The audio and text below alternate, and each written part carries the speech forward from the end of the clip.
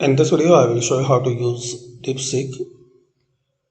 So open any browser and search Deepseek.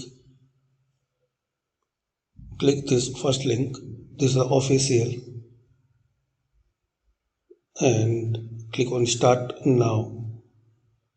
You get free access to Deepseek version 3.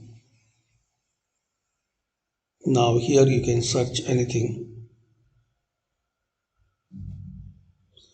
It will ask to create account, so you can create your account with your mobile number, email, or your Gmail, and just you search as you are using the chat GPT. So it's like chat GPT,